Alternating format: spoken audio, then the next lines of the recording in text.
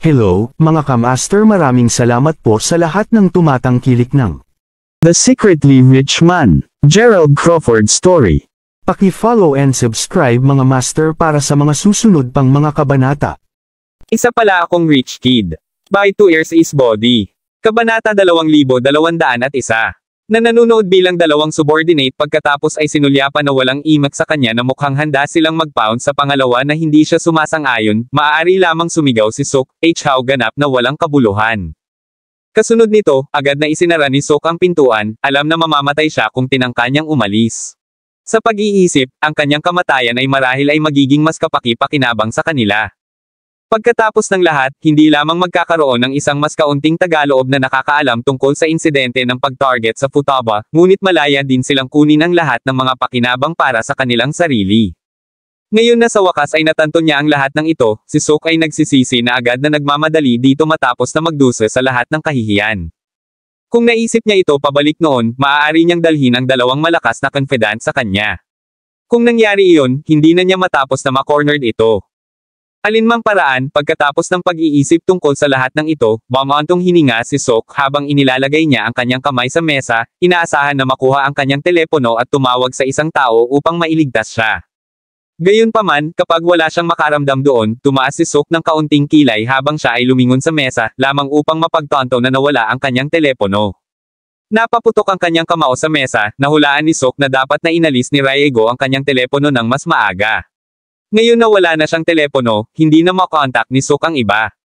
Si Riego, sa kabilang banda, ay lumakad ng malayo sa puntong ito. Pangingisda sa telepono na siya ay ninakaw mula kay Sok, pagkatapos ay tiningnan ito ni Riego bago ito ihagis sa sahig at stampong dito. Ito ay isang beses lamang na nasnap ng telepono sa kalahati nang sa wakas ay umalis si Riego, mag-alala ng libre, novel drama. Tulad ng para sa trio, bumalik na sila sa Futaba Manor ng si Aiden na matapat na handa na lumabas lahat ngayon ay hindi makakatulong ngunit magtanong, kaya, bakit hindi natin ito mapupuksa ngayon? Napapangiti ng walang tigil bilang tugon, sumagot lang si Gerald, sila ay isang pamilyang mamamatay tao, si Aiden. Hindi madali ang tunay na mapupuksa ang mga ito. Bukod, iniwan ko na sila ng babala. Panipi. Pa rin, hindi ba natin mapupuksa ang mga ito? Muttered Aiden. Tingnan lang natin kung paano muna mauna ang mga bagay. Kung sila ay kumikilos ng kanilang sarili para sa isang habang, maaari nating pag-isipan muli ang paglabas sa kanila. Bukod dito, mas interesado pa rin ako sa pag-alis ng mga Kanago. Kung hindi sila kumikilos hanggang sa magawa ko si Kai at ang kanyang pamilya, gayunpaman, susunod na sila sa linya. Ipinaliwanag Gerald. Matapat kahit na siya ay nauna ng handa na lutisin ang lahat ng isang beses at para sa lahat, hindi maiwasang mapalitan ni Gerald ang kanyang isip sa pangalawa ay pinasok niya ang manor. Bilang ito ay naka-out, na-underestimated niya kung gaano kalakas ang tunay na hanyas. Para sa isa, hindi niya inaasahan na magkaroon sila ng napakaraming mga mamamatay tao. Habang maaari niyang alagaan ang mga ito, alam ni Gerald na kailangan niyang gamitin ang kanyang Herculean primordial na espiritu. Sa madaling salita, lilikha ito ng isang gulo na sapat para sa kabuuan ng Japan na mapagtanto na sinalakay niya ang hanyas, at hindi niya nais na tapusin ito na maging isa pang sitwasyon sa Yanam. Sa pag-iisip nito, naisip ni Gerald na haharapin lamang niya sila ng isang beses at para sa lahat pagkatapos nilang gawin ang kanilang ikatlong pagtatangka sa pagpatay. Dahil sinubukan na nila ang pagpatay sa kanya at Fujiko, naiwan sila na may isang huling pagkakataon lamang bago siya tuluyang tumalikod. Kabanata 2202. Kapag nangyari ang pangatlong pagtatangka, hindi na maglaro si Gerald. Sisiguraduhin niyang kinuha niya ang Hanyu Patriarch at Riego.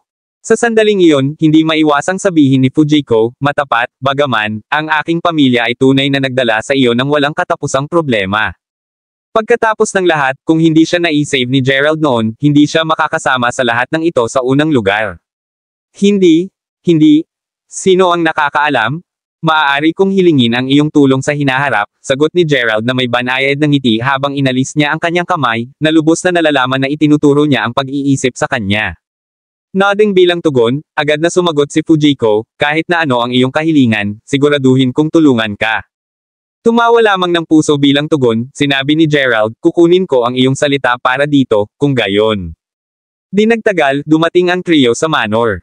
Matapos ibalik si Fujiko sa kanyang silid, sinabi ni Gerald kay Aiden at Master Ghost na lumapit sa kanyang isa. Kapag ang dalawa ay nakaupo sa paligid ng talahanayan sa silid ni Gerald, hindi maiwasang mapalakas ni Master Ghost ang kaunting kilay habang pinapanood niyang maingat na isara ni Gerald ang pintuan at bintana. Sa kung gaano kalubha si Gerald, sinenyasan si Master Ghost na tanungin, ano ang bagay. Ito ay walang masyadong seryoso, matapat. Gusto ko lang pag-usapan ang tungkol sa aming susunod na paglipat. Kung saan, binalaan ko na ang Hanyu Patriarch na huwag subukan ang anumang nakakatawa. Kung kumilos sila, maayos akong makitungo sa kanila pagkatapos. Kung hindi nila, gayon paman, pupunasan ko sila sa mukha ng lupa. Hindi alintana, magtutuon ako ngayon sa paglabas muna ng ibang tao, sagot ni Gerald habang sinamahan niya sila sa paligid ng mesa. WHO? Tanong ni Aiden at Master Ghost ng sabay. Kay, syempre, naniniwala pa rin ako na siya ang nagpadala ng mataas na ranggo ng mamamatay tao. Sa sinabi nito, kung magpapatuloy lang siya na magdulot sa akin ng problema, maaari ko ring alisin siya bago siya magkaroon ng pagkakataon na umarkila ng isa pang mamamatay tao, sagot ni Gerald na makitid ang kanyang mga mata. Kung hindi niya pinapatay si Kai habang kaya niya, matapat na nag-aalala si Gerald na ang susunod na mamamatay tao na ipinadala niya ay magiging mas malakas kaysa sa Vulture. Hayaan mo na lang akong gawin ang gawa. Huwag kang mag-alala, makikita mo ang kanyang bangkay sa umaga. Nagboluntaryo si Aiden. Huwag mo siyang patayin ng diretso sa bat. Dalhin siya sa inabandunang bahay sa likuran ng manor. Gusto ko pa ring mag-usisa sa kanya tungkol sa ilang mga bagay, sagot ni Gerald na may tumango habang kumuha siya ng sigarilyo bago itapon ito kay Aiden. Ang paghuli sa sigarilyo, si Aiden na palaging masigasig na gawin ang mga nasabing misyon ay agad na idineklara, impyerno oo. Kasunod nito, napanood ni Gerald habang pinalaya si Aiden bago siya nagsimulang maglakad papunta sa likuran ng Futaba Manor. Si Gerald, para sa isa, pinagkakatiwala ang lakas ni Aiden. Ang batang lalaki ay, pagkatapos ng lahat, isang sundalo ng Special Forces mula sa Weston. Sa pag-iisip nito, ang pagkidnap kay Kai ay medyo isang cinch para sa kanya. Alinmang paraan, nang makita ang mga inabandonang bahay, naalala ni Gerald na binanggit ni Takuya na ang mga ito ay naging mga bodega. Bumalik sa kaarawan ng pamilyang Futaba, ang mga bodega na ito ay dapat na patuloy na napuno ng mga kalakal. Tuwing gabi, magkakaroon ng 12-dosenang mga truck na may linya. Naghihintay upang maihatid ang mga kalakal. Gayunpaman, nang magsimulang tumanggi ang kanilang pamilya, ang mga bodega ay kalaunan ay naging mas mahusay at walang kabuluhan. Halos 4 na taon na ang lumipas mula noon, iniwan ang mga bodega na ito na ganap na inabandona sa matangkad na damo. Ang ilan sa mga ito ay napapawi na ang mga malalaking chunk sa kanila ay na-crumbled. Nanginginig ang kanyang ulo, pagkatapos ay binuksan ni Gerald ang pintuan ng isa sa mga sturdier na naghahanap ng mga bodega, lamang upang agad na batiin ng isang ulap ng alikabok. Nahuli ang bantay, natapos ni Gerald ang pag-ubo ng matagal bago siya sa kalaunan ay naaktibo ang kanyang Herculean primordial na espiritu. Ang pagpapadala ng isang pulso ng enerhiya sa labas ng kanyang katawan, ang enerhiya ay tila sapat upang pumutok ang anumang natitirang alikabok sa lugar. Kabanata 2203 na tinitingnan kung paano malaya ang alikabok ng bodega ngayon, hindi maiwasang ma-shock si Gerald tulad ng sinabi niya, hindi masama, kaya maaari itong magamit para sa paglilinis din. Kasunod nito, natagpuan ni Gerald ang isang matibay na kahon na umupo bago isara ang kanyang mga mata, habang naisip niya ang tungkol sa pagnanasa ng isla, 2 oras na mabilis na dumating at nagpunta. Si Gerald ay nag-snap lamang dito nang makarinig siya ng mga yapak sa malayo, sinamahan ng isang taong sumisigaw, "I on hand ako. Hindi mo ba alam kung sino ako? Tatawagan ko ito kahit na hayaan mo akong malaya at umalis ka agad sa Japan. Kung hindi man, mamamatay ka sa umaga." Panipi. Gupitin ang P at pumasok na lang. Pamilyar sa pareho ng mga tinig na iyon, napanood si Gerald habang itinapon ni Aiden si Kai sa bodega. Nag-iilaw ng ilaw ng buwan, ang kaawa-awa na si Kai na nasa sakit ay dahan-dahang gumapang sa kanyang mga paa bago ituro si Aiden at sumigaw, "W sino ka man? Hindi pa kami nakilala. Sigurado ako na inagaw mo ang maling tao." Panipi. Habang totoo iyon para sa kanya, ang parehong hindi masasabi para sa amin, maaari ba ngayon, G? Kinagawa. Sagot ni Gerald mula sa loob ng kadiliman. Kinikilala ang tinig na iyon kahit saan, agad na umikot si Kai, nanginginig habang siya ay natigil, "G. Gerald. Ano ang ginagawa mo dito?" Panipi. "Bakit hindi ako magiging? Pagkatapos ng lahat, ako ang nagpadala sa kanya upang mailabas ka." Sagot ni Gerald na may banayad ng ngiti. Pinagsasama-sama kung ano ang nangyayari at napagtanto na hindi siya lalabas sa lugar na ito sa isang piraso, sinenyasan si Kai na tanungin, "W ano ang pinaplano mong gawin sa akin?" Wala, talaga. Gusto ko lang magtanong sa iyo ng ilang mga katanungan. Kita mo, ilang araw na ang nakalilipas, tinangka ng isang mamamatay tao na ilabas ako kapag nasa lugar pa ako ng pagsasanay. Ipinadala mo siya sa akin, hindi ba? Sagot ni Gerald habang umiling-iling siya bago sumulyap kay Kai, umaasa na makita ang kanyang reaksyon. Tulad ng inaasahan, agad na namutla si Kai nang marinig iyon. Matapos mag-atubiling sandali, sumagot siya sa kalaunan, wala itong kinalaman sa akin. Ganun ba? Dahil sa pag-aalala ko, inamin ng mamamatay tao na ikaw ang nag-upa sa kanya. Panipi. Bullshit. Retorted kay na alam sa isang katotohanan na ang Vulture ay sapat na propesyonal upang hindi ilantad ang kanyang pagkakakilanlan, kahit na siya ay segundo mula sa kamatayan. Kaya't ang iyong tugon. Nakikita ko, sagot ni Gerald, ang kanyang tono tulad ng binubuo tulad ng dati. Pagpilit sa isang kalmado na facade, pagkatapos ay bumagsak si Kai bago magtanong, besides, bakit ako magpapadala ng isang mamamatay tao? Hindi mo ba ako namatay? Sagot ni Gerald. Kabanata 2204. Siyempre ay, napagtanto na hindi sinasadyang ipinahayag niya ang kanyang tunay na mga saloobin, mabilis na kinagat ni Kai ang kanyang dila bago linisin ang kanyang lalamunan habang sinabi niya, iyon ay isang slip ng dila. Habang hindi kita gusto, hindi kita kinamumuhian hanggang sa gusto mong patay ka rin. Ang salungatan sa pagitan namin ay hindi iyon seryoso. Kung saan, hindi na ako interesado sa Fujiko. Kung gusto mo siya ng sobra, maaari mo siyang magkaroon. Panipi. Gupitin ng P.G. Kinagawa. Tingnan, mayroon lamang kaming dalawa dito. Sabihin mo sa akin ang katotohanan, at baka pabayaan kita. Isipin mo, ito ay dahil lamang sa paggalang ko sa iyong ama, sagot ni Gerald habang gestured siya para iwanan sila ni Aidan. Ngunit hindi ko kailanman inupahan ang sinuman upang patayin ka. Ungol ni Kai habang iniiwasan niya ang kanyang tingin. Si Kai, para sa isa, ay hindi naniniwala kay Gerald. Pagkatapos ng lahat, siya ay kasalukuyang nakulong sa isang lugar kung saan ang kanyang mga hiyawan para sa tulong ay hindi maririnig. Sa pag-iisip nito, sigurado siya na sa sandaling inamin niya sa pag-upa ng Vulture, tiyak na mamamatay siya rito ngayon. Bukod dito, sigurado pa rin siya na hindi siya ipinagkanulo ng Vulture. Ganito ba? Sagot ni Gerald habang umiling-iling siya bago paliitin ang kanyang mga mata sa takot na tao. Ang panunood habang si Gerald pagkatapos ay nagsindot ng isang sigarilyo bago mag-squatting sa harap niya, si Kai ay bumagsak habang siya ay natigil, look, kung wala kang katibayan na inupahan ko ang mamamatay tao, kung gayon ikaw ay mahalagang inagaw mo lang sa akin. Ang batas ay pagkatapos ng iyong ulo. Panipi. Kaya alam mo ang kaunti tungkol sa batas. Sa kasamaang palad para sa iyo, ang batas ng Hapon ay hindi maprotektahan ka rito, sagot ni Gerald na may isang ngiti na ngiti bago siya makarating sa kanyang mga paa at binato sa kamay ni Kai. Masakit ito, sigaw ni Kai, na ngayon ay mas takot kaysa dati. Pagkatapos ng lahat, walang sino man ang nangahas na mapang-api siya bago bilang isang bata. Ang malupit na paggamot na ito ay hindi katulad ng anumang naranasan niya bago. Kapag pinalakas ni Gerald ang puwersa ng kanyang paa at tinangka ni Kai na bawiin ang kanyang kamay, mabilis niyang napagtanto na bukod sa sobrang sakit na hindi niya mailipat ang kanyang mga daliri. Nakahiga sa lupa halos ganap na naparalisado mula sa sakit. Itinaas ni Kai ang kanyang ulo, sumulyap kay Gerald habang siya ay umungol, ano ang impyerno na sinusubukan mong makamit, Gerald? Ako ang batang master ng pamilyang Kinagawa. Kung manggahas ka na gumawa ng iba pa sa akin, tiyak na magbabayad ka ng isang mabibigat na presyo. Panipi. Hindi pinapansin ng mga banta ni Kai, nadagdagan lamang ni Gerald ang puwersa ng kanyang paa, na nagpapadala ng higit pang mga jolts ng sakit na tumatakbo sa braso ni Kai. Hindi na makapagdala ng sakit, si Kai na naramdaman na ang lahat ng mga buto sa kanyang kamay ay masira kung hindi siya kumilos ng mabilis na sumigaw, ako. Sasabihin ko ito. Sasabihin ko sa iyo ang lahat ng alam ko. Panipi. Tumuloy ka, sagot ni Gerald habang dahan-daang itinaas ang kanyang paa, itinaas ng kilay ang buong oras. Totoo ako na inupahan ko ang mamamatay tao na iyon, ang kanyang pangalan ay Vulture, at siya ay nasa ika-7 sa International Assassin List. Si whimpered Kai habang hinawakan niya ang kanyang nakakasakit na kamay. Ika-7, sabi mo. Gusto mo talaga akong patay, sagot ni Gerald, na medyo nagulat. Hindi nakakagulat na naramdaman niya na ang Vulture ay medyo malakas upang maging isang regular na mamamatay tao noon.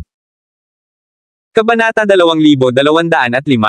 Ano man ang punto ng pagsasabi ng lahat ng ito ngayon, hindi mo ba natanggal ang Vulture?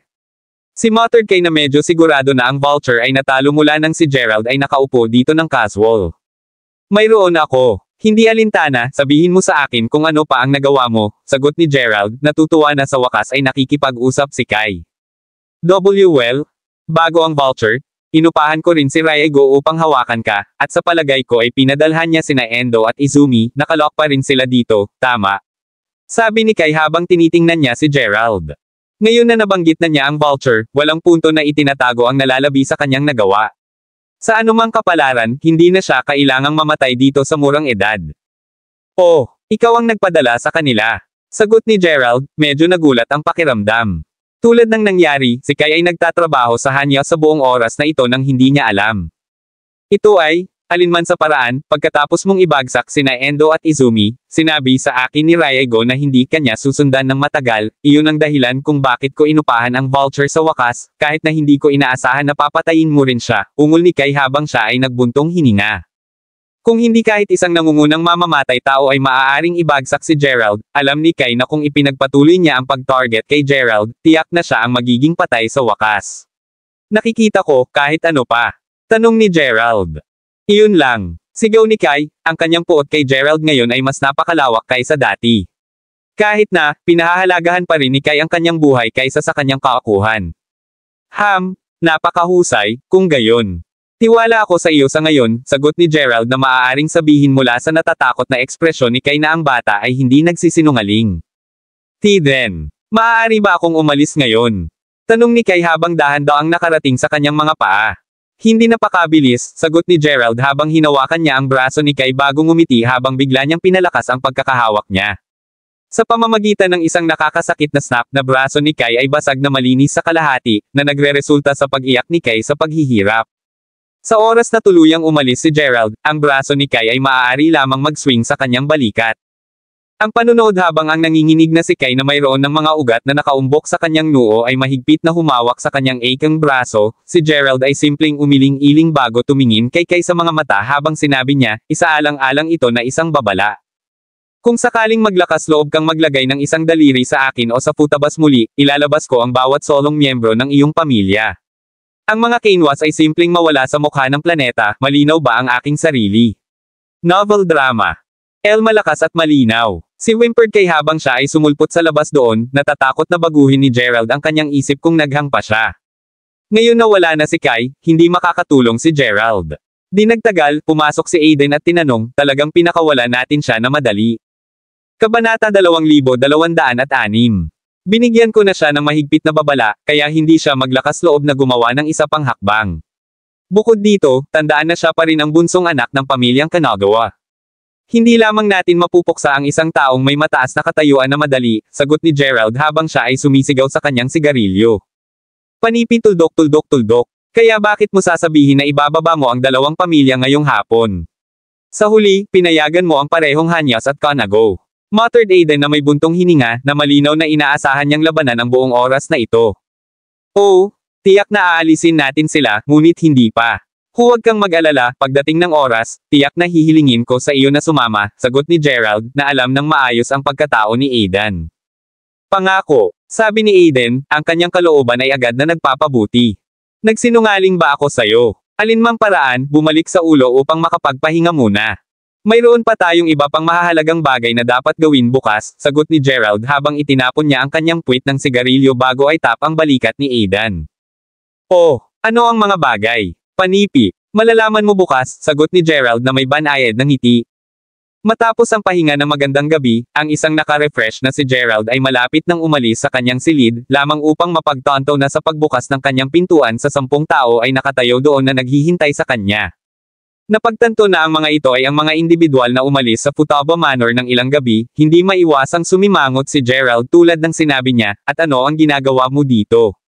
Si Gerald, para sa isa, ay walang magandang impresyon sa mga taong ito. Kung hindi ito para sa katotohanan na ayaw niyang magdulot ng gulo dito, itulak niya sila sa lugar na ito sa lalong madaling panahon. Panipi tuldok. Bueno, bumalik kami upang makitungo sa ilang mga bagay, at dahil hindi pa kami nagkita, nagpasya kaming magbisita sa iyo mula nang narito na kami, paliwanag ng isa sa mga kalalakihan habang pinipilit niya ang isang pagtawa. Panipi. Nakikita ko. Bueno, ngayon na nakilala mo ako, iwanan mo ako, sagot ni Gerald habang tinangka niyang isara ang pintuan. Ang pag-agaw sa pintuan upang maiwasan ang pagsasara ni Gerald, ang parehong tao pagkatapos ay agad na nagbigkas, please maghintay sandali. Ang totoo, narito kami upang pag-usapan ang isang bagay sa iyo. Panipi. Nakaramdam ng kaunting sakit ng ulo na darating, tinanong ni Gerald, ano talaga ito? Paglilinis ng kanyang lalamunan, sumagot ang lalaki, mabuti, narito kami upang ipaliwanag ang aming sarili, nakikita mo, hindi kami nanatili sa manor pabalik noon dahil hindi namin nais na gulo ang patriarch kaysa sa kailangan namin. Sa sinabi nito, ngayon na ang mga bagay ay nagsisimula ng maghanap muli, isinasaalang-alang namin ang paglipat upang matulungan ang pamilyang Futaba na bumalik sa dating kaluwalhatian nito. Kaya, kung mayroong anumang magagawa upang makatulong, mangyaring sabihin sa amin ngayon, Mister. Tiyak na gagawin namin ang aming makakaya upang matupad kung ano ang makakaya namin. Panipi. Tama iyon, Mister. Gagawin namin ang anumang sasabihin mo sa amin. Panipi. Well sinabi. Bilang Futabas mismo, hindi natin papayagan na gumuho ang aming pamilya. Ipinahayag ang iba pang mga Futabas na may tinutukoy na mga tono. Kung ang isang tao ay hindi alam ng mas mahusay, tiyak na sila ay lilipat upang marinig kung gaano sila determinado upang mapabuti ang kanilang pamilya. Sa kasamaang palad para sa kanila, nasaksihan na ni Gerald ang kanilang mga tunay na kulay. Sa pag-iisip nito, si Gerald na ayaw mag-aksaya ng anumang oras sa pakikipag-usap sa kanila ay simpleng sumagot, I save ang pagsasalita para sa patriarch. Ako ay panauhin lamang dito, at hindi magiging tama para sa akin na makialam sa iyong mga gawain sa pamilya. Panipi. Iyon. Bingunit ang patriarch ay lubos na nagtitiwala sa iyo. Sa sinabi nito, naniniwala ako na sinasabi namin ang lahat ng ito sa tamang tao. Ipinahayag na isa sa iba pang mga Futabas. Pagkatapos ng lahat, ang pag-uusap tungkol sa lahat ng ito kay Takuya ay isang pag-aaksaya lamang ng oras at pera. Nandito lang silang lahat upang mag-phone kay Gerald. Kabanata 2207. Lahat kayo ay seryosong nakakainis, alam mo na. Bago ipinahayag ni Gerald ang kanyang relasyon sa Yamashites, lahat kayo ay nais na sipain siya upang maaari mong ma-leech off ang pamilya ng walang karagdagang pagkaantala. Seryoso ka ba na binubugbog siya ngayon pagkatapos ng kung ano ang nagawa mo? Kahit na ang isang tulala ay maaaring sabihin kung ano ang talagang sinusubukan mong makamit. Kinutya si Aiden habang naglalakad siya sa pasilyo. Siya ay dumating upang salubungin si Gerald, at nang mapagtanto niya kung ano ang nangyayari, hindi niya maiwasang mapigilan ang mga kaawa-awang individual. Ano iyon? Sino ka man? Panipi. Dapat ay ilang bagong lingkod o kung ano. Yelled ang ilan sa mga Futabas, na nagalit sa pagiging diretso ni Aidan. Pagkatapos ng lahat, alam nila ang lahat na ang bawat salitang sinabi niya ay totoo. Lalo na naiinis sa kanila matapos na panoorin silang diss kay Aiden, si Gerald na nais ng napakasama na si Payne ang lahat ng mga ito ay huminga ng malalim bago sabihin, Aidan, lumapit dito. Nang mapagtanto na si Aiden ay kasama si Gerald, agad na nadama ng iba pang Futabas ang pagbagsak ng kanilang mga panga. Upang isipin na kasama niya si Gerald. Ngayon na alam nila ito, hindi nila maiwasang mapababa ang kanilang mga ulo sa kahihiyan, na nagsisisi sa kanilang nakaraang saloobin kay Aidan.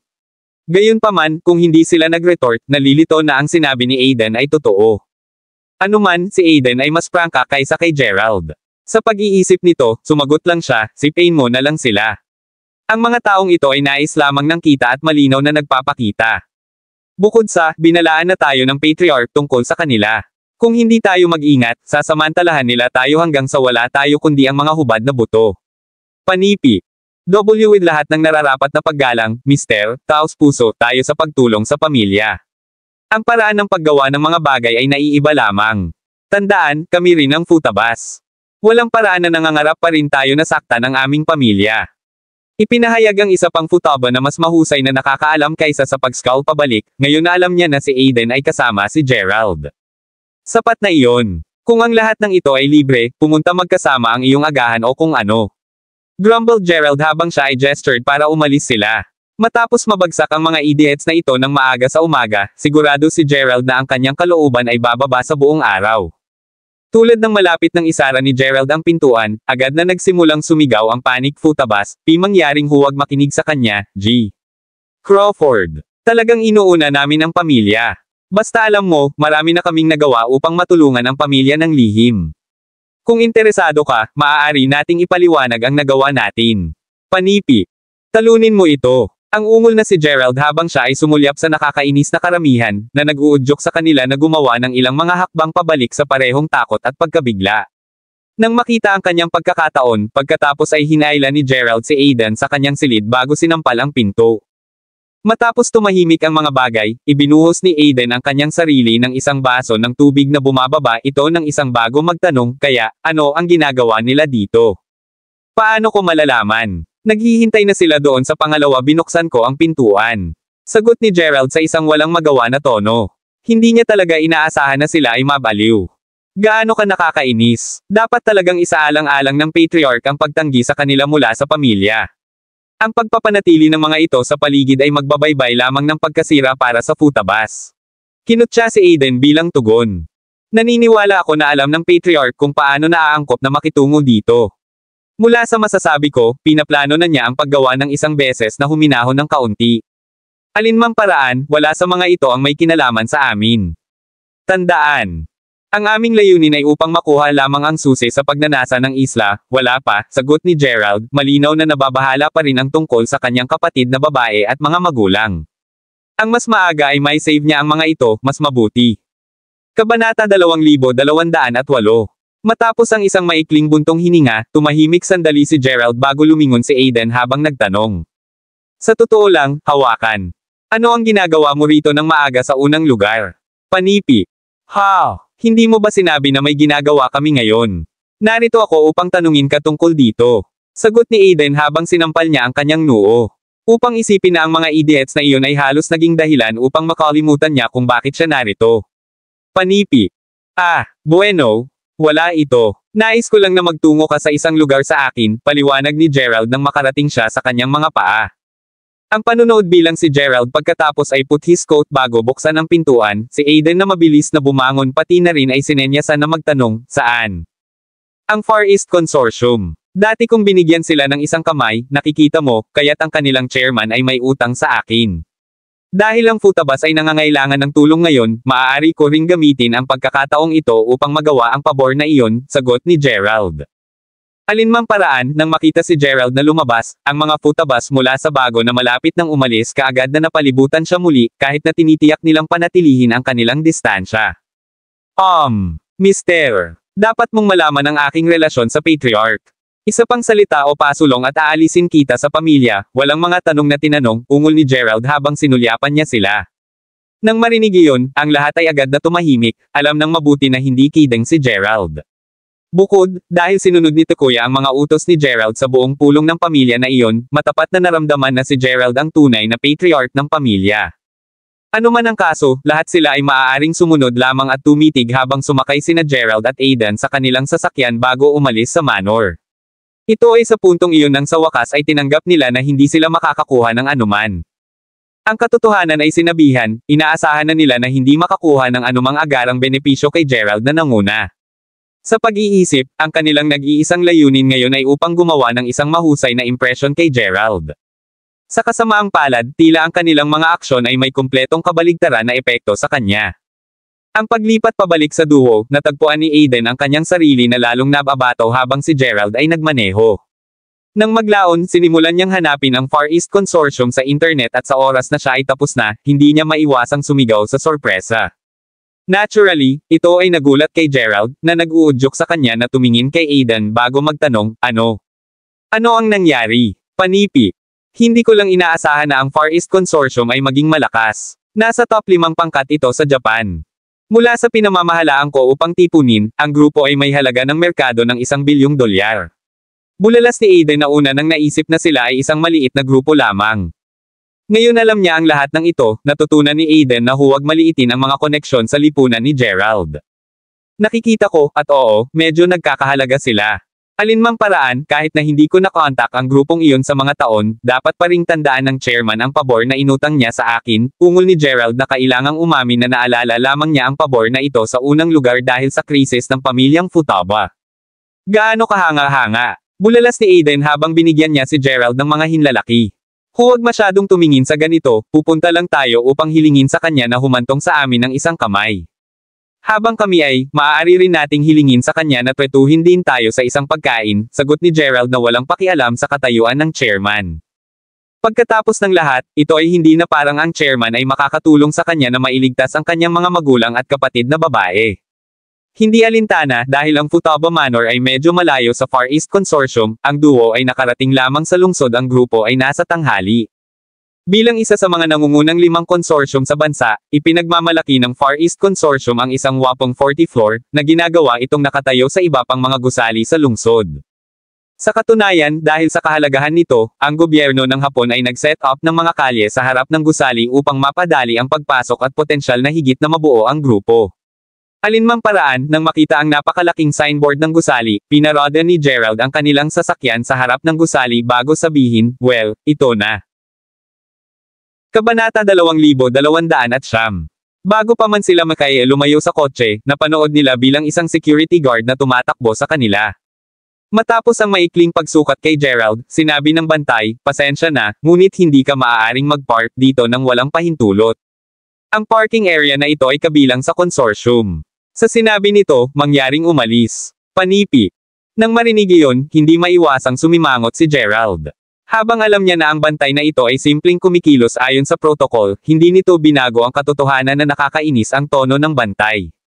Ano man ang kaso, sumagot lang si Gerald, narito ako upang matugunan si Derek Zima. Kung nasa loob siya, sabihin lang sa kanya na hinahanap siya ni Gerald. Panipi. Derek Zima, nalaman mo ba na siya ang chairman ng Far East Consortium? Sa sinabi nito, sino sa palagay mo ikaw? Sa palagay mo ba ay makikilala kanya dahil lamang sa gusto mo sa kanya? Alinmang paraan, talunin ito bago ako tumawag ng higit pang mga gwardya upang sipain ka. Namumura ang bantay matapos na tumawa ng malakas. Nang marinig ang pangalang iyon, hindi makakatulong si Aiden ngunit bumulong sa tainga ni Gerald, ang boss ng consortium ay isang Westoner. Sa katunayan, dumating siya sa Japan ilang dekada na ang nakalilipas upang mabuhay, at may kaunting swerte, pinamamahalaang niyang makarating sa kinaroroonan niya ngayon. Kaya, sinasabi ko iyon, ngunit siya ay medyo malakas din, na marahil kung paano niya iniiwasan ang pag-agaw sa simula, paliwanag ni Gerald. Habang hindi niya alam ang tungkol kay Derek, sigurado si Gerald tungkol sa lakas ni Derek. Itigil ang bulong at mawala na bago ako magalit. Kaya lang alam mong dalawa, literal na nais ng lahat na makilala ang chairman. Kaya lang alam mo, kahit na ang mga superior ng militar ay kailangang gumawa ng mga tipanan upang makilala siya. Iyon ay dapat ipaliwanag ang maraming, kaya talunin ito at itigil ang pag-aaksaya ng aking oras. Isaalang-alang ito ang aking huling babala bago ako tumawag ng higit pang mga gwardya. Panipi. Grumbled ang bantay ng mapagtontong niya na ang dalawa ay hindi masigasig na umalis anumang oras sa lalong madaling panahon. Kung hindi ito para sa katotohanan na napakaraming tao sa paligid, tiyak na maiiwasan niya sila ngayon. Huwag tayong masyadong mag-cocky, hindi ba? Makinig dito, ang iyong chairman ay ang dating palo ng aking kaibigan, at may utang siya sa kanya. Paano mo ititigil ang pag-aaksaya ng aming oras at sabihin sa kanya ang tungkol sa amin? Scald Aiden na nakakakuha ng bahagyang walang tiyaga. Ha! Anong biro? Hindi ko pa naririnig ang chairman na may utang na kahit sino pa ang pinapaboran. Retorted ang bantay na may isang dagandong ng pagtawa. Tatawagan ko lang siya, sagot ni Gerald na ayaw mag-aksaya dito. Turning sa paligid upang tumawag, halos kahit isang segundo matapos niyang i-dial ang numero ni Derek nang konektado ang tawag at isang nasa sabik na tinig ang nagtanong, Gerald.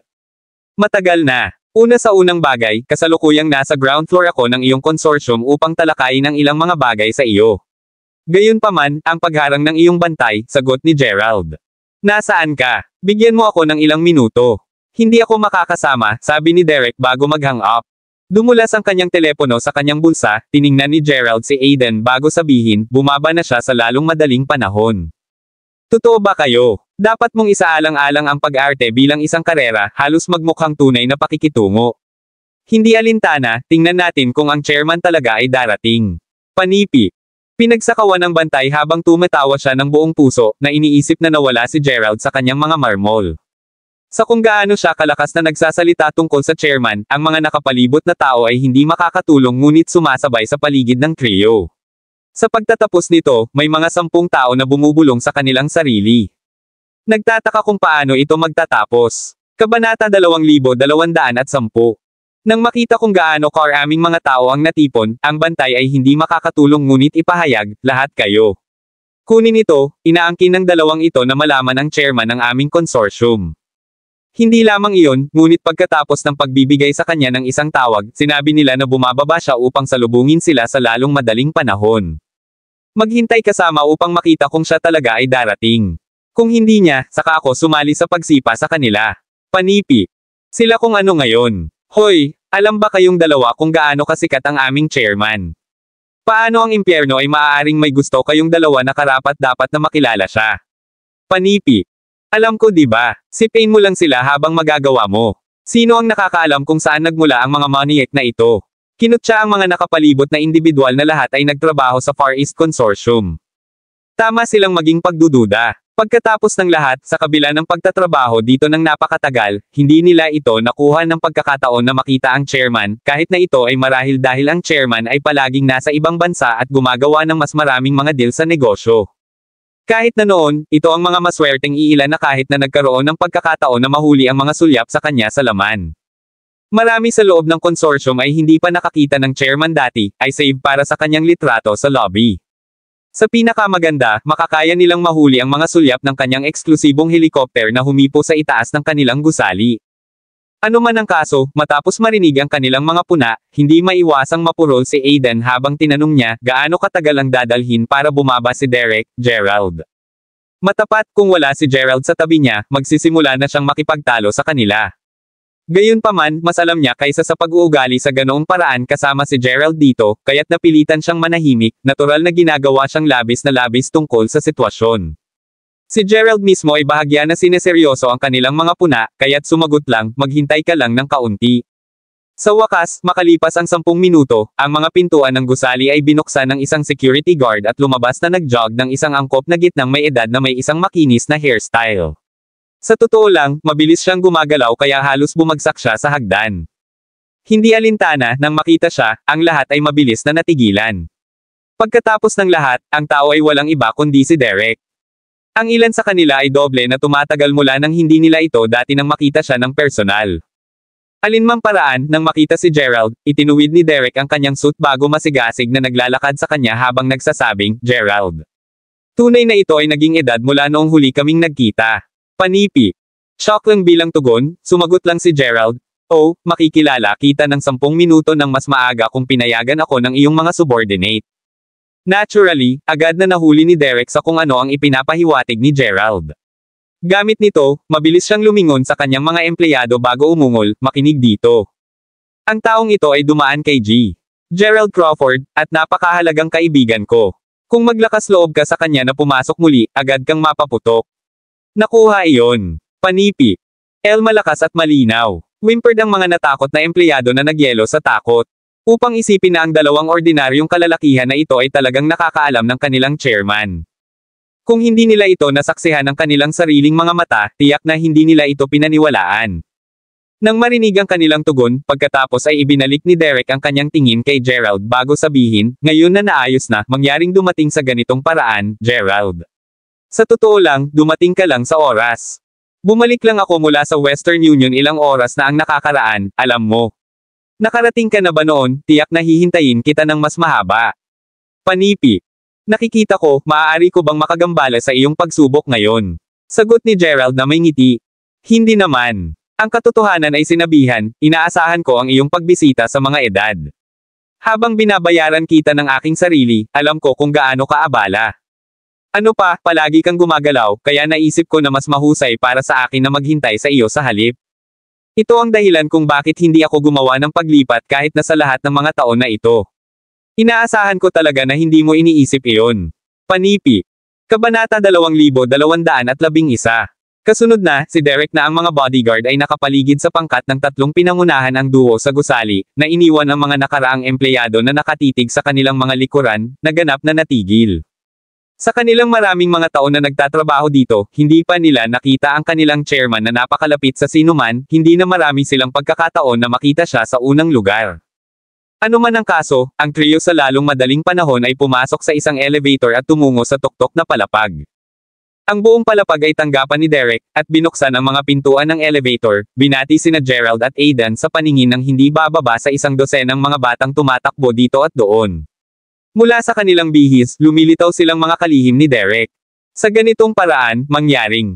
Sabi ni Derek habang gestured siya para kay Gerald at Aiden na magpatuloy sa pagsunod sa kanya, hindi pinapansin ang magulong eksena. Kapag nakarating sila sa kanyang mesa, kinuha ni Derek ang kanyang Amerikana bago gumawa ng tsaa. Bago siya umupo sa mesa muli, siniguro niyang makakuha ng isang pack ng mga sigarilyo na ibinigay sa kanya ng Japanese royal family mula sa gabinete. Habang inilalagay ni Derek ang mga sigarilyo sa harap ng kabataan, si Gerald na napansin ang tumpok ng mga dokumento sa desk ni Derek ay hindi makakatulong ngunit kuskusin ang kanyang templo habang siya ay nag-ungol, alam mo, maayos ako sa ibang oras kung abala ka. Hindi ako abala. Kung pinag-uusapan mo ang tungkol sa mga dokumento na iyon, maaaring hawakan ng aking mga kalihim ang mga iyon. Sa sinabi nito, ikaw ang aking prioridad dito, kaya huwag kang mag-alala tungkol sa anumang bagay. Sagot ni Derek habang umiling-iling siya ng isang ngiti. Hindi ka pa nagbago ng kaunti, mayroon ka. Sabi ni Gerald habang umiling-iling siya ng isang ngiti. Nodding bilang tugon, pagkatapos ay lumingon si Derek upang tumingin kay Aiden bago mag-ayos na magtanong pagsasalita kung saan, sino ito. Dumaan ako kay Aiden Baker, at kaibigan ko si Gerald. Sagot ni Aiden habang inilalabas niya ang kanyang kamay, ang kanyang naunang masamang kalagayan ay ganap na nawala dahil sa sigasig ni Derek. Ang sino mang kaibigan ni Gerald ay kaibigan ko. Kung saan, kunin ang aking card. Kung nakaharap ka ng anumang mga isyu sa Japan sa hinaharap, bigyan mo lang ako ng singsing at makikita ko ito. Sagot ni Derek habang inalog niya ang kamay ni Aiden bago ibigay sa kanya ang isang card. Tandaan ko iyon, sagot ni Aiden habang pinatong niya ang card sa kanyang bulsa. Natutuwa na marinig iyon. Alinmang paraan, inaasahan kong nagugutom kayong dalawa dahil malapit na akong mag-order ng pagkain. Huwag kang mag-alala, kakain kami sa aking tanggapan. Gayun din, sa pagitan mo at sa akin, mas gusto ko pa rin ang mga pinggan ng Weston kahit na nakatira ako dito sa mga nakaraang taon, sabi ni Derek habang pinipilit niya ang isang pinjutan sa kanyang desk.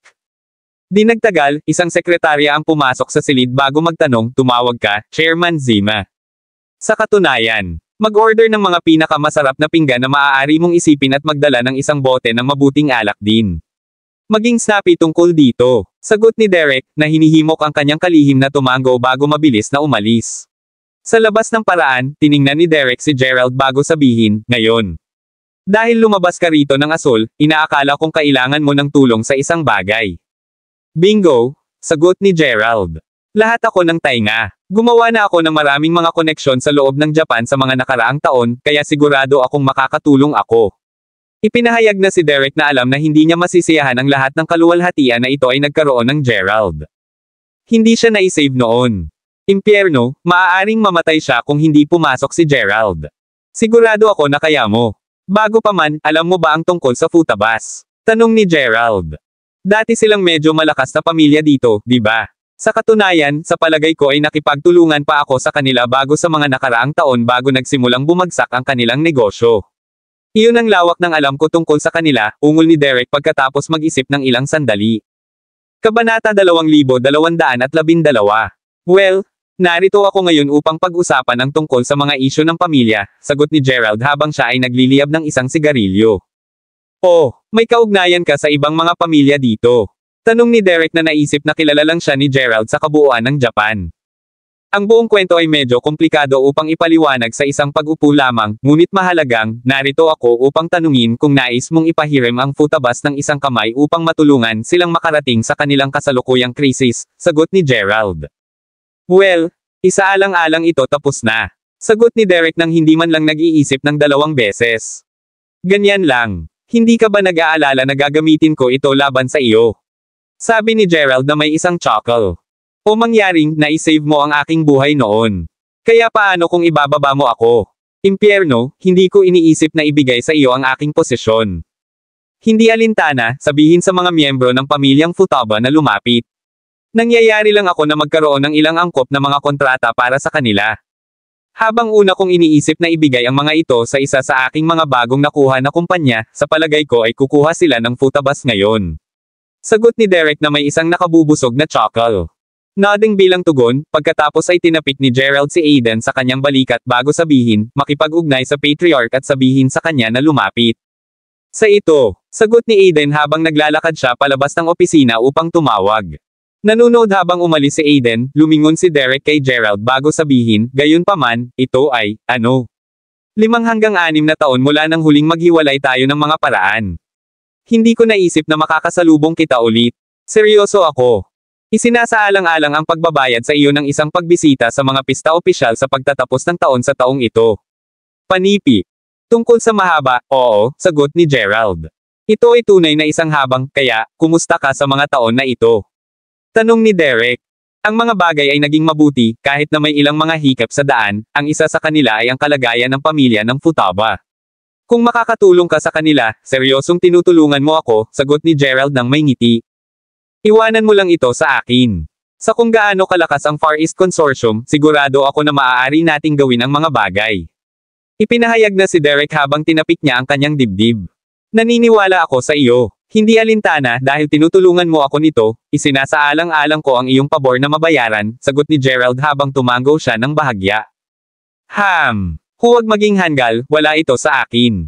Tandaan, na-save mo ang aking buhay pabalik noon. Kung ito lang ang kailangan kong gawin upang maibalik ang iyong pabor, pagkatapos ay makakasala ako tungkol dito hanggang sa araw na mamatay ako. Ipinahayag na si Derek. Kung inilalagay mo ito sa ganoong paraan, pagkatapos ay sa palagay ko may utang ka pa rin sa akin, sagot ni Gerald habang umiling-iling siya ng isang chuckle. Matapos makipag-usap ng matagal, ang kalihim mula sa bago bumalik na may maraming pinggan.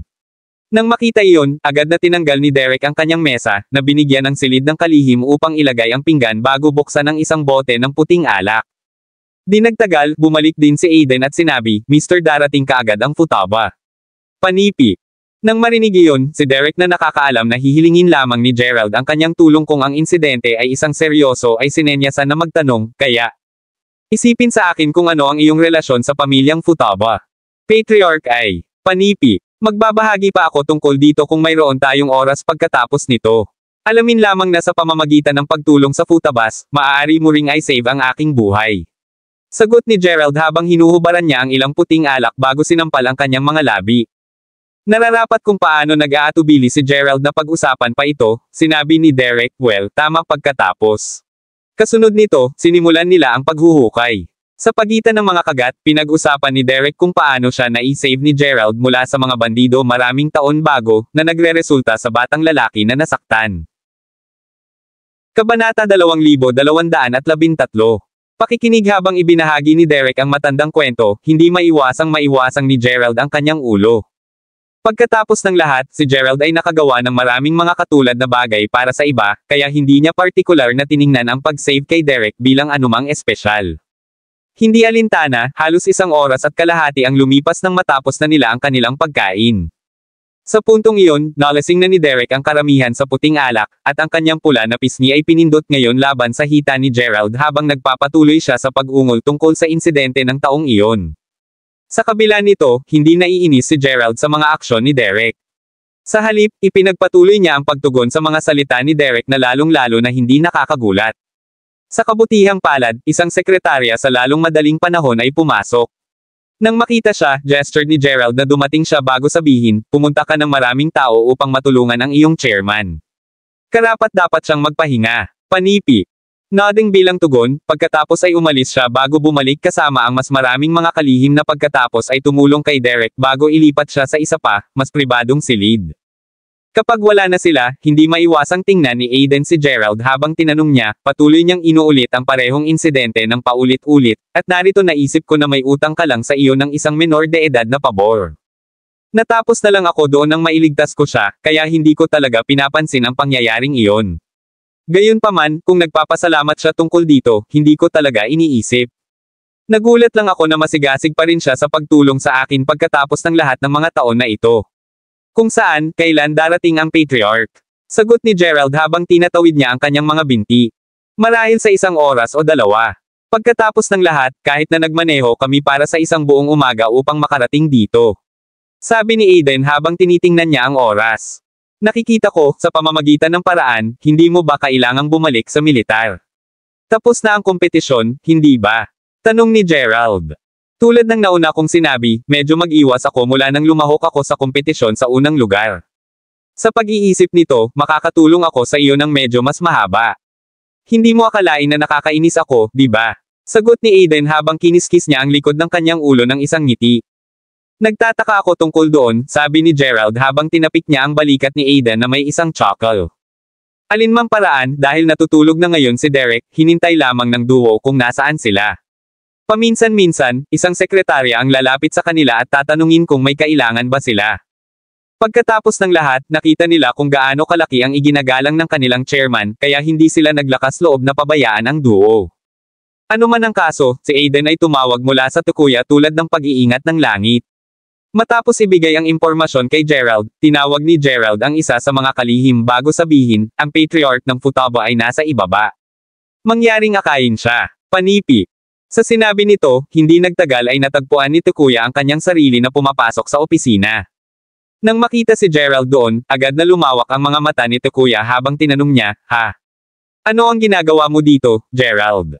Panipi. Takuya ay nararapat na nagulat. Pagkatapos ng lahat, ang mga Futabas ay hindi maihahambing sa Far East Consortium. Nakipagtulungan lamang sila sa kanila pagkatapos ay wala sa purong swerte. Sabihin lang natin na mayroon akong matandang kaibigan dito. Dahil wala akong mas mahusay na gawin ngayon, naisip ko na maaari ko ring bisitahin siya, sagot ni Gerald habang binibigyan niya ng sigarilyo si Takuya.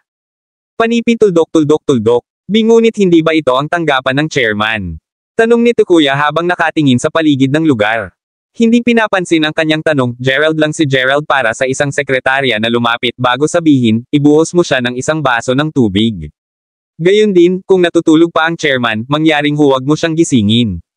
Panipi. Ha, ngunit paano kung magpasa siya ng 8 oras? Tanong ng kalihim. Habang ang sekretarya ay karaniwang unahin ang pagtulog ni Derek, dahil alam niya ngayon kung gaano prestihiyoso si Gerald, nararapat siyang matakot na ang mga bagay ay hindi maantala. Kabanata 2214. Hayaan mo lang siyang magpahinga, sagot ni Gerald ng isang alo ng kanyang kamay. Napakahusay. Maghihintay ako sa labas kung kailangan mo ako noon, sagot ng kalihim, pakiramdam na hindi siya masisisi sa pagtatapos ng araw mula nang sinabi sa kanya ni Gerald na huwag gisingin si Derek. Nang umalis ang kalihim, sinenyasan si Takuya na tanungin, kaya, nakilala mo talaga si Chairman Derek? Ako, at narito ako upang humingi ng tulong sa kanya, sagot ni Gerald. Panipi tuldok. Nakikita ko. Kaya, bakit eksaktong narito ako? Kailangan mo ba ng tulong ko sa isang bagay? Tanong ni Takuya na nahihirapan pa ring magrehistro sa lahat ng ito. Negatibo. Narito ka dahil sinabi ko kay Derek na bigyan ng Futabas ng ilang mga kontrata upang mag-sign. Kasunod nito, ang iyong pamilya ay dapat na bumalik sa dating kaluwalhatian nito ng walang oras. Huwag kang mag-alala, tiyak na bibigyan ka ni Derek ng pinakamahusay na paggamot na posible, paliwanag ni Gerald na may banayad ng ngiti. Bulalas ni Takuya habang agad siyang nakarating sa kanyang mga paa. Huminahon, patriarch. May utang siya sa akin, kaya't hinihiling ko lang siyang bigyan ka ng kamay. Ito ay walang malaki, matapat. Sa sinabi nito, sa sandaling magising siya, hahayaan kanyang tingnan ang mga kontrata. Kung walang problema, maaari mong pirmahan ang mga ito sa pagtatapos ng araw, sagot ni Gerald habang malumanay na itinulak niya si Takuya pabalik sa sofa. Panipi tuldok. Ako, lahat ng ito ay simpleng nakakagulat, ungol ni Takuya habang siya ay nanginginig ng bahagya. Sa totoo lang, naramdaman niya ang lahat ng ito ay isang panaginip lamang. Pagkatapos ng lahat, upang isipin na makikipagtulungan siya muli sa Far East Consortium. Kung maayos ang mga bagay, tiyak na babangon ng kanilang pamilya ang mga ranggo sa 3 hanggang 4 na buwan. Sa katunayan, maaari nilang malampasan ang kanilang dating kaluwalhatian. Muli, hindi masyadong espesyal, sagot ni Gerald habang siya ay nagsindi ng isa pang sigarilyo. Parin, hindi ko talaga alam kung paano pasalamatan ka. Tunay na tagapagligtas ng aking pamilya. Bulalas ni Takuya habang mahigpit na hinawakan niya ang mga kamay ni Gerald sa pagitan ng mga hikbi. Si Takuya, para sa isa, ay tinanggap na ang kanyang pamilya ay hindi na babalik sa dating kaluwalhatian bago ito. Bumalik noon, sinabi niya sa kanyang sarili na hanggat si Fujiko ay mabubuhay ng ligtas ang kanyang buhay, kung gayon wala nang ibang bagay sa kanya. Gayunpaman, ngayon na ipinakita ni Gerald ang kanyang sarili, napuno muli si Takuya. Ito ay tama, patriarch. Maaari mong i-save ang mga salitang iyon sa ibang pagkakataon, sagot ni Gerald na alam na ginagawa lamang niya ang lahat para sa pag-aaral ng higit pa tungkol sa pagnanasa sa isla. Sa pag-iisip nito, matapat na hindi siya naramdaman tulad ng kanilang tagapagligtas. Hindi alintana, nang marinig iyon, tumango lang si Takuya bilang tugon. Mabilis na pasulong ng 2 oras, ang gabi ay nahulog na kapag ang isang ubo ay naririnig sa loob ng silid na si Derek. Kasunod nito, ang trio ay napanood bilang isang nahihilo na si Derek ay dahan-daang lumayo sa silid. Nang makita ang trio na naghihintay sa kanya sa labas, agad na sinampal ni Derek ang kanyang noo ng ilang beses bago magtanong, how long ako ay lumabas? Mga 6 na oras, sagot ni Aiden matapos tingnan ang kanyang relo. Panipi tuldok. Nakikita ko. Totoong naantala ko ang mga bagay ng napakatagal, paghingi ng tawad, ngunit sa palagay ko hindi ako marami sa isang inumin, ako ba, gayon pa man, bakit wala kang hiniling na gisingin ako? Tanong ni Derek, malinaw na nakakaramdam ng pagkakasala. Paghintay sa kanila. Mabuti, kailangan nating maghintay na makarating pa rin si G. Futaba, sagot ni Gerald habang inalis niya ang kanyang kamay. Nodding bilang tugon, tiningnan ni Derek si Takuya na nakaupo sa tabi ni Gerald bago kuskusin ang kanyang mga kamay at sinabing, isang kasiyahan na makilala ka, G. Futaba. Ako si Derek Zima, ang chairman ng Far East Consortium. Kung naaalala ko ng tama, nakipagtulungan kami minsan sa nakaraan, di ba? Panipi. Kabanata 2215.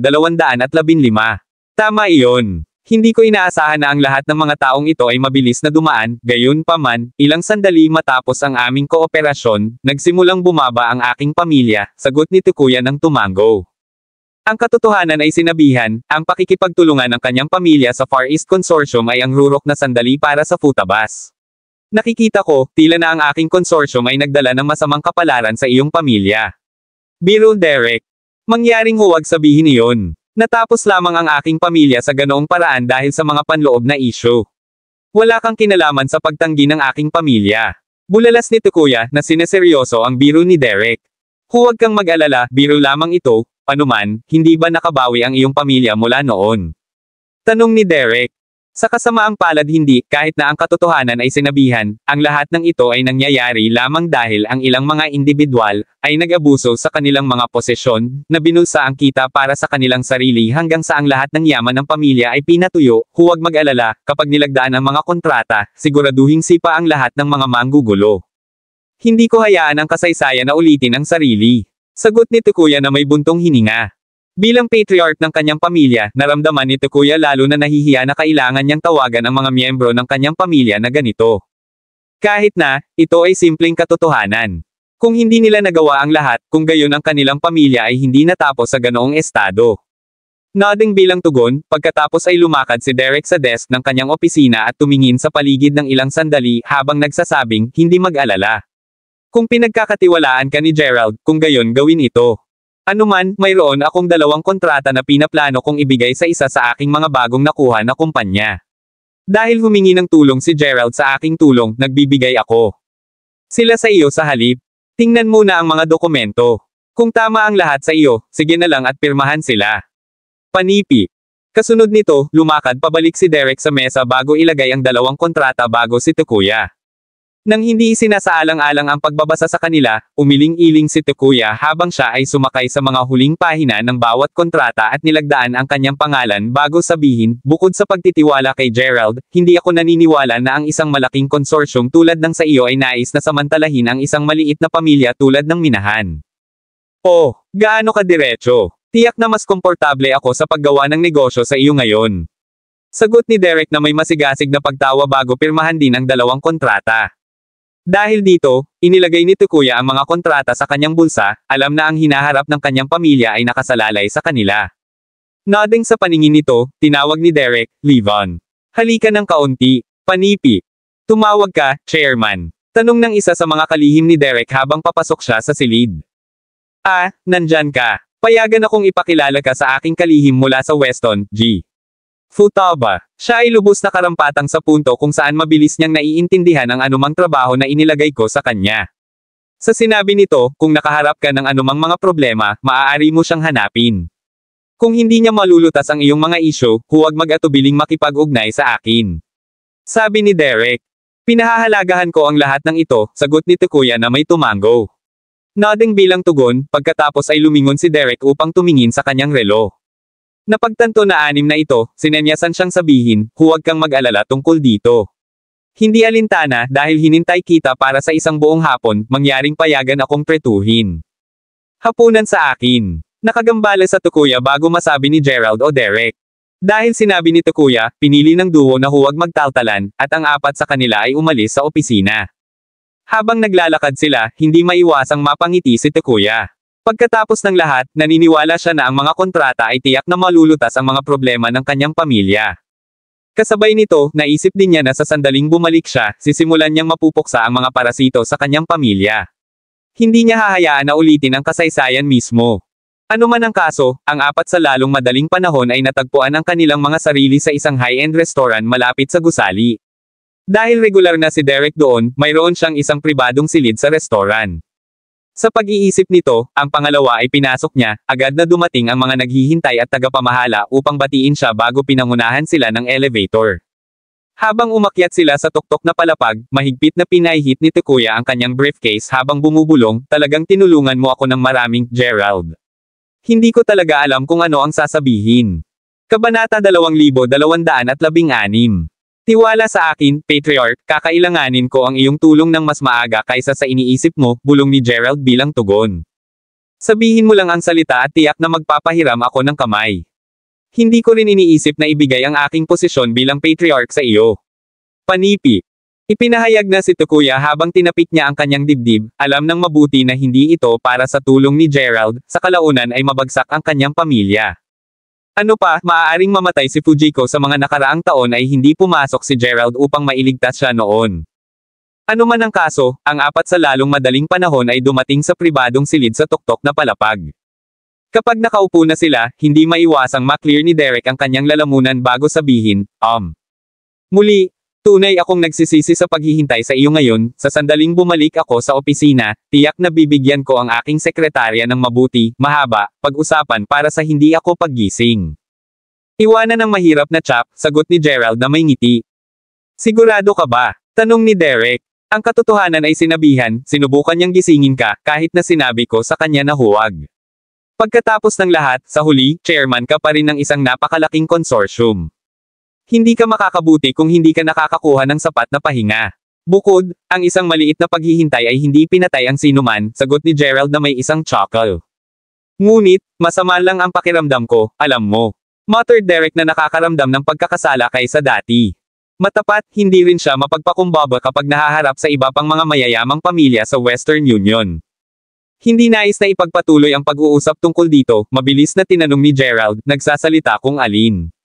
Ano ang para sa hapunan? Napagtanto na wala pa silang inutusan, pagkatapos ay tumango si Derek bago harapin ang waiter sa tabi niya at nagsasabing, gusto ko ang mga pinakamahusay na pinggan na maaaring mag-alok ng lugar na ito. Gayon din, siguraduhin na si Chef Yamamoto ang naghahanda ng aming mga pagkain. Kahit na nagluluto siya para sa iba pang mga panauhin, sabihin sa kanya na unahin ang aking pagkain. Ayokong maghintay. At bago ko kalimutan, kunin mo ang iyong pinakamahusay na alak ng maayos. Panipi. Tungkol sa Chef Yamamoto, binulong ng waiter, na medyo napahiya. Wala ba siya ngayon? Tanong ni Derek habang nagtaas siya ng kaunting kilay. Sa puntong ito, si Chef Yamamoto ay medyo katulad sa kanyang pribadong chef dito. Nasa loob siya, ngunit, ang ilang mga mas mataas na pag-aalsa mula sa militar ay narito rin para sa hapunan, nakikita mo, at dahil kasalukuyang inihahanda ni Chef Yamamoto ang kanilang pagkain, maaaring may kaunting pagkaantala, sagot ng waiter sa isang medyo hindi nakakagulat na tono. At, sinasabi mo ito na parang hindi ko alam ang sinuman mula sa militar. Wala akong pakialam, sabihin kay Chef Yamamoto na unahin ang aming pagkain. Hayaan lamang ang iba pang mga chef na makitungo sa mga kalalakihan na iyon. Malalaman ko na ang tatlong kalalakihang ito ay lubos na mahalagang mga panauhin ko. Kung hindi mo kinakailangan na maantala ang aking negosyo sa kanila, tinitiyak kong pumili ng isang buto sa lugar na ito.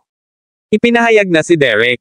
Habang hindi magtatalo si Derek tungkol dito kung nakikipag-usap siya sa ibang mga panauhin, ito ay si Gerald na pinag-uusapan niya. Ano pa, nakakaramdam pa rin siya ng pagkakasala sa kung paano niya hinintay si Gerald sa isang buong hapon. Kung hindi rin niya mabigyan ng magandang pagkain si Gerald, tataas lamang ang kanyang hindi mapakali. Ano man ang kaso, hindi nais na magdulot ng isang hindi kinakailangang eksena, hinawakan lamang ni Gerald ang kanyang kamay bago sabihin, hindi namin partikular ang tungkol sa pagkain, kaya ang anumang iba pang chef ay maayos. Hindi mo maintindihan. Ang Chef Yamamoto ay may ganap na magkakaibang pamantayan kumpara sa iba pang mga chef. Sa sinabi nito, kailangan mong tikman ang kanyang pagkain ngayong gabi. Ipinahayag na si Derek bago lumingon muli sa waiter at sinabing, sabihin mo lang kay Chef Yamamoto na sinabi ko ang lahat ng ito. Kung ang mga mula sa militar ay subukang maghanap ng problema, sabihin sa kanila na dumiretso sa akin. Panipi. Kaagad, G. Zerna. Sagot ng waiter na hindi alam kung paano patutugon. Pagkatapos ng lahat, siya ay isang mababang waiter dito. Kung hindi niya ginawa tulad ng sinabi sa kanya, maaari siyang mawala ng trabaho. Ito ay pagkatapos lamang na umalis ang waiter nang bumalik si Derek sa kanyang karaniwang sarili. Kabanata 2217. Ay sinabi sa katotohanan, bahagi ng dahilan kung bakit siya kumikilos kaya matigas ang ulo dahil hindi pa siya lubos na napahiya. Ano man ang kaso, pagkatapos ay tinapik ni Derek ang kanyang dibdib na nais ipakita kay Gerald kung gaano siya maaasahan sa kanyang kasalukuyang katayuan bago ipahayag, huwag mag-alala, kapatid na si Gerald. Alam ko ang ilang mga tao mula sa militar hanggang sa kung saan ang ilan sa kanilang mga pinuno ay nagpapakita ng paggalang sa akin. Sa sinabi nito, ang pagkuha ng chef na si Yamamoto upang maglingkod muna sa amin ay wala. Panipi. Kaya tila, sagot ni Gerald na may tumango. Siya, para sa isa, alam na ang Japan ay isang bansa kung saan pinakamahalaga ang kayamanan. Habang totoo na mayroong isang bahagyang paghati sa pagitan ng mga Hapon at mga mula sa Western Union, pareho silang nagpatakbo ng parehong paraan. Hanggat ang isa ay may pera at kapangyarihan, tiyak na makakapagtayo sila sa kani-kanilang mga bansa. Alinmang paraan, bumalik ang waiter upang ipaalam sa kanila na sumang-ayon si Chef Yamamoto na ihanda muna ang kanilang pinggan. Sinabi rin niya sa kanila na tinansya ng chef ang pagkain na handa sa susunod na 10 minuto. Kasunod nito, sinimulan ng waiter na hindi natuklasan ang pinakamahusay na alak na mayroon sila, at ang pangalawa ay tinanggal ang tapunan, ang silid ay agad na napuno ng mayamang aroma ng mabuting alak. Sa kasamaang palad, hindi nagtagal bago marinig ang matigas na katok sa pintuan. Bago pa man sabihin ng waiter ang isang salita, ang pintuan ay binuksan ng isang pantay na individual. Tumatawa habang siya ay bumagsak patungo sa mesa ni Derek, ang tao pagkatapos ay umungol, sino ang impyerno sa palagay mo? Matapang na sabihin sa chef na magsilbi muna sa iyo kung ano ang Bulls fee. Kami ay mula sa militar, ikaw. Alam. Panipi. Oh, nakilala ko ang mga mula sa militar. Bukod, palaging inihahanda ni Chef Yamamoto ang aking pagkain dito. Kumuha lamang ng ilang iba pang chef upang maihatid ang iyong mga pagkain. Magbabayad pa ako ng bayarin para sa iyo. Kinutya si Derek nang hindi man lang nakataas ang kanyang ulo. Bago pa man mag-retort ang bagong tao, hindi maiwasang mapalawak ang kanyang mga mata nang mapansin niya ang isa pang panauhin sa mesa.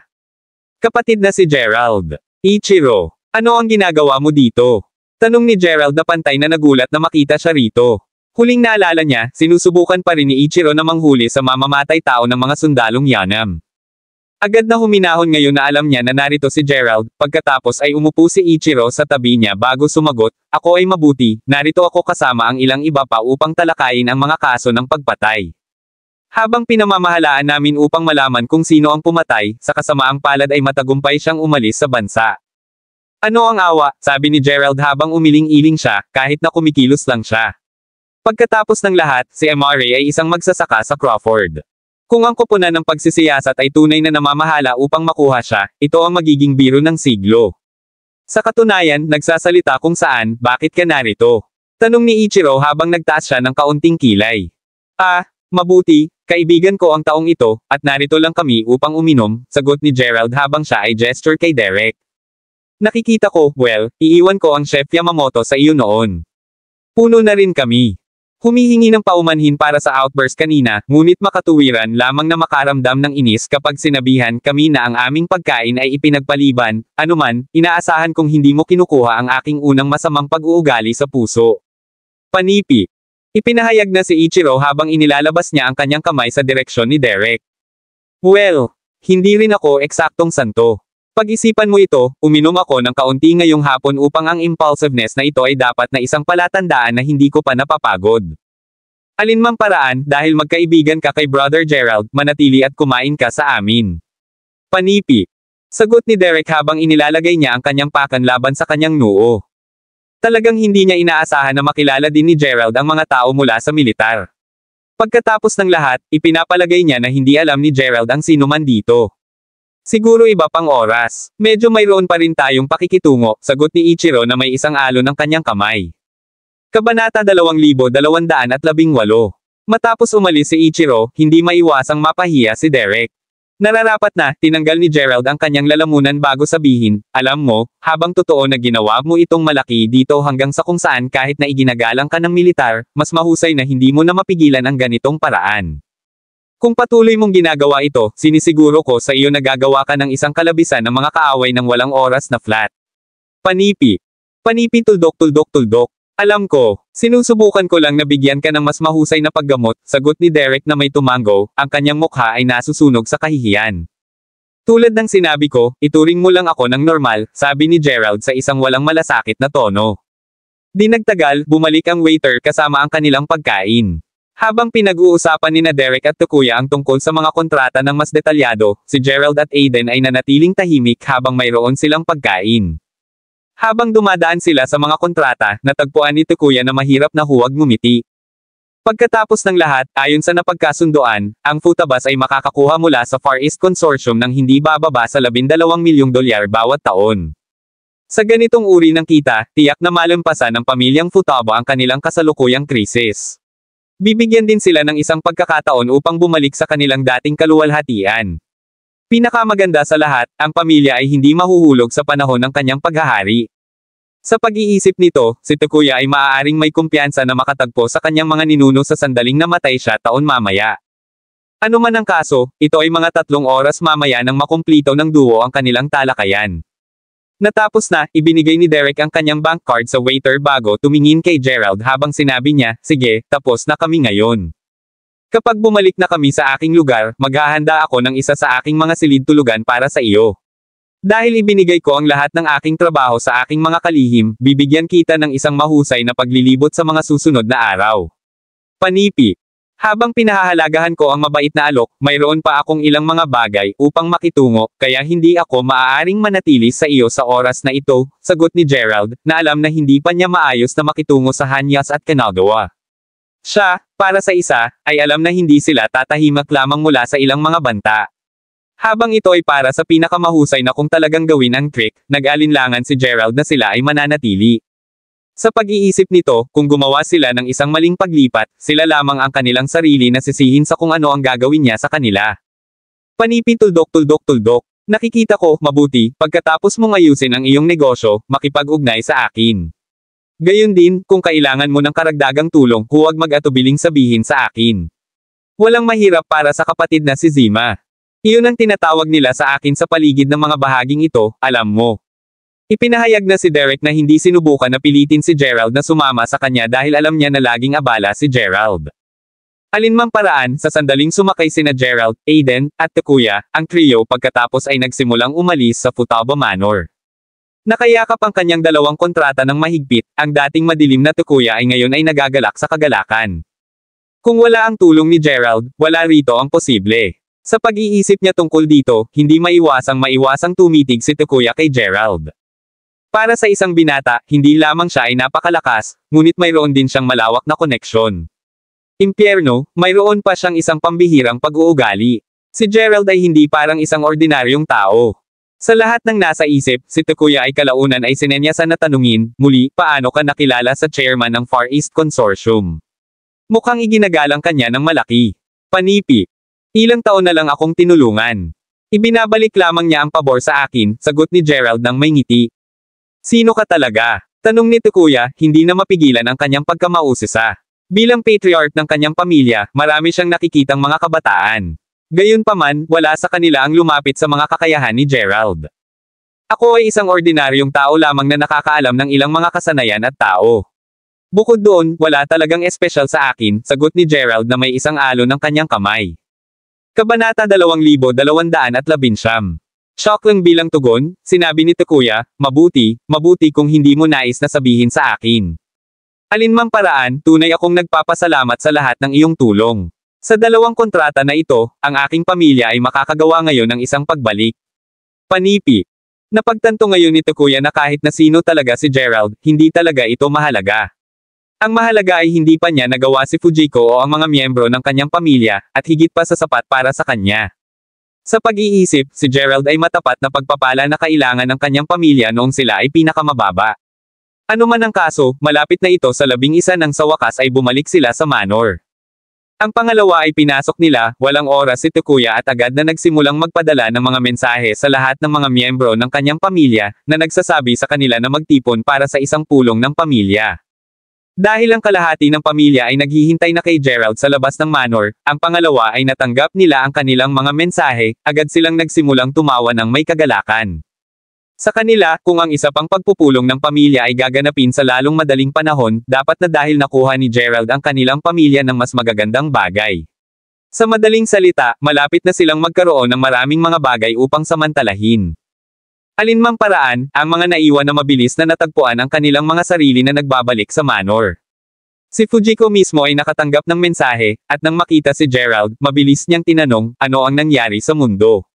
Ang aking ama ay hindi kailanman gaganapin ang mga pagpupulong na malapit sa bawat isa. Panipi. Sabihin lang natin na malaki ito. Bagaman hindi ito eksaktong problema, ito ay isang bagay pa rin sa isang bagay na mahirap, sagot ni Gerald habang nadulas niya ang kanyang jacket. Ha! Sabi ni Fujiko, malinaw na nalilito sa kanyang mga salita. Panipi tuldok. Ipapaliwanag ko sa sandaling makarating kami sa parlor. Ito ay hindi eksaktong isang bagay na maaari kong pakuluan sa ilang mga pangungusap, sagot ni Gerald na alam na kailangan niya ng hindi bababa sa kalahating oras upang ipaliwanag ang buong kwento. Iyon ay tiyak na hindi gagawin lalo na dahil hinihintay na ni Takuya ang mga ito sa parlor. Pagkatapos ay muli, ang patriarch ay marahil ay banggitin ang lahat ng ito sa panahon ng pagpupulong pa rin, upang malaman lamang ni Fujiko noon. Well, tama pagkatapos, ungol ni Fujiko sa isang bahagyang nervyos na tono. Pagkatapos ng lahat, alam niya na ang mga maliliit na bagay kay Gerald ay karaniwang malalaking bagay sa lahat. Ano pa, kahit na totoo na tinutulungan ni Gerald ang kanyang pamilya, lalo siyang tumulong, mas may utang na loob sa kanya. Alinmang paraan, ang dalawa pagkatapos ay mabilis na nagpunta sa parlor, at ang pangalawang Gerald ay pumasok, lahat ay agad na nakarating sa kanilang mga paa. Ito ay halos parang si Gerald ang patriarch ngayon. Si Takuya mismo na tinapik ang kanyang daliri sa mesa ay hindi makakatulong ngunit sabihin, 20 minuto. Ang ilang mga miyembro ng pamilya ay hindi pa nakarating. Panipi. Matapat, sa puntong ito, hindi na niya pinapahalagahan ang mga mapagsamantalang ito. Sa katunayan, iniisip na niya ang sasabihin upang habulin sila.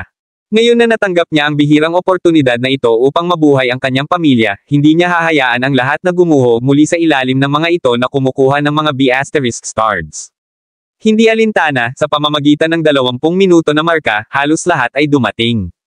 Hindi pinapansin ang katotohanan na binati ng mga bagong dating si Gerald ngunit tumango lamang sa kanya, pagkatapos ay gumawa ng isang maikling head count si Takuya bago magtanong, nasaan si Soup? Nang marinig iyon, ang kalihim ay sumandal na malapit kay Takuya bago bumulong, ilang beses ko na siyang tinawag, ngunit hindi siya kinuha. Kabanata 2220. Kung gayon huwag mag-abala tungkol sa kanya. Alinmang paraan. Inipon ko kayong lahat dito ngayon upang magbahagi ng ilang mabuting balita. Sa tulong ni Brother Gerald, pinamamahalaan kong makakuha ng 2 kontrata sa Far East Consortium. Kung tama ang lahat, pagkatapos ay ang pamilya ng Futaba ay makakakuha ng hindi bababa sa $12 milyong sa kita bawat taon. Ipinahayag na si Takuya habang tinitingnan niya ang nalalabi sa kanyang pamilya. Bulalas ng halos lahat habang pinalitan nila ang kanilang mga titig sa pagitan nina Gerald at Takuya. Alam ng lahat ang tungkol sa Far East Consortium. Ito ay hindi isang pagmamalabos na sabihin na kahit na ang pinakamayaman sa mayayaman sa Japan ay makikinabang mula sa isang pakikipagtulungan sa kanila. Sa pag-iisip nito, tiyak na maaari nilang ipagpatuloy ang pag-alis ng pamilya sa mga darating na edad. Ako ang namamahala sa negosyo sa iba bago ito, patriarch. Sa sinabi nito, maaari mong iwanan ang mga kontrata sa akin. Kasama ko ang pakikitungo sa Far East Consortium, maaari mong asahan na makakuha ng 15 milyon sa isang taon sa halip na 12 milyon. Panipi. T. Huwag makinig sa kanya, patriarch. Siya ay naging sanhi ng ilan sa aming mga kontrata sa negosyo na maging lubos na nasayang. Iwanan mo ito sa akin. Basta alam mo, mahusay ako sa pag-uusap. Ang problema ay, walang binigyan ako ng isang pagkakataon upang mapatunayan ang aking sarili. Panipi. Hawakan mo na. Hayaan akong sakupin ang kontrata sa halip. Panipi. Di nagtagal, ang lahat ay sumisigaw sa pag-asa na ang patriarch ay mag-iiwan sa kanila ng mga kontrata. Pagkatapos ng lahat, ang sinumang nakakuha ng gig ay tiyak na makakakuha ng isang hindi maiisip na halaga ng pera. Tulad ng sinabi ni Takuya, 12 milyon ay simpleng pagtatansya. Kapag nagsimula ang pakikipagtulungan, ang halagang iyon ay maaaring napakahusay na doble. Kung nilalaro nila ng tama ang kanilang mga card, kaya nila madaling bulsa ng $1 milyong o 2 bawat taon. Taliwas sa kung paano nasasabik ang lahat na nakukuha, si Fujiko ay lumitaw na medyo kalmado habang tinanong niya, ito ba ay, kung ano ang nangyari? Bingo! Sagot ni Gerald na may tumango. Nakikita ko, kaya tinulungan mo kami muli. Wala akong ideya kung paano namin babayaran ka, ungol ni Fujiko na may buntong hininga. Sa isang banda, natutuwa siya na ang kanyang pamilya ay sa wakas ay nagkakaroon ng pagkakataon na mabuhay. Sa kabilang dako, alam niya na nangangahulugan ito na siya ay pupunta lamang kay Gerald ng higit pa. Huwag kang mag-alala tungkol dito. Sinabi ko na sa iyo, hindi ba? Maaaring kailanganin ko ang iyong tulong sa hinaharap, kaya siguraduhin lamang na hindi ka tumanggi kung kailan darating ang oras, sagot ni Gerald na may isang chuckle habang lihim siyang sumulyap sa Sidom Tribe pendant sa paligid ng kanyang leeg. Ngayon na napakalapit niya kay Fujiko at sa kanyang ama, alam ni Gerald na kailangan niyang simulan na bigyang diin na maaaring kailanganin niya ang kanilang tulong. Sa ganoong paraan, sana ay hindi sila magulat nang sa wakas ay tinanong niya sila tungkol sa tribo ng Sidom. Alinmang paraan, nang marinig iyon, agad na tumango si Fujiko bago ipahayag, huwag mag-alala. Hindi ako kailanman mag-ball mula sa pagtulong sa iyo. Panipi. Ibig sabihin din ito ni Fujiko. Pagkatapos ng lahat, ang kanyang pamilya ay labis na nakuha sa kanya. Kahit na kailangan niyang isakripisyo ang kanyang buhay, ganoon din. Hindi na kailangang maging seryoso, hindi ako hihilingin para sa anumang hindi makatwiran, sagot ni Gerald, na naramdaman na si Fujiko ay naghahanap ng sobra sa ganito. Hindi alintana kung gaano kadali ang gawain, seryoso kung ituring ko ito. Sabi ni Fujiko habang tinitigan niya ang kabataan. Nang mapagtonto na siya ay nakatingin na sa kanya ngayon, mabilis na lumayo si Gerald sa kanyang palawit. Ang huling bagay na kailangan niya ay ang pag-iisip niya na siya ay isang uri ng pervert. Maraming salamat mga kamaster sa walang sawang pagsusubaybay, isang like, share, and subscribe naman dyan mga kamaster. Abangan ang susunod pang mga kabanata.